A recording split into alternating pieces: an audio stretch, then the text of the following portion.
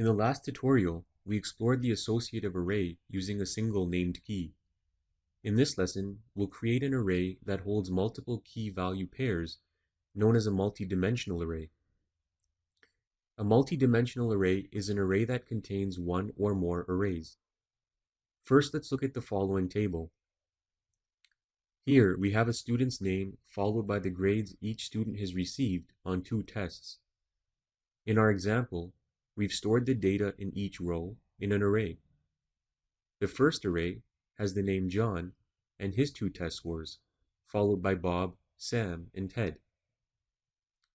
We have 4 arrays in total. Each array's values can be accessed using its position in the table we looked at earlier. The value is actually its index number, but the table makes things much easier to understand. Taking a look at our first echo statement, we can see that the value John in array 1 has an index number of 0, 0. John's first test score has an index number of 0, 1.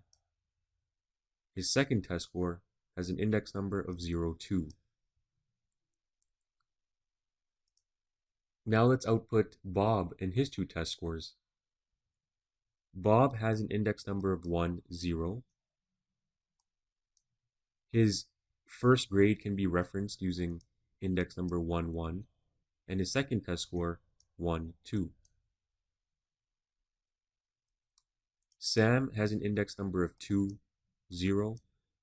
Test 1 is 2, 1, and test 2 is 2, 2. So by now you can probably see the pattern, and you can apply the same concept to output Ted's grades as well.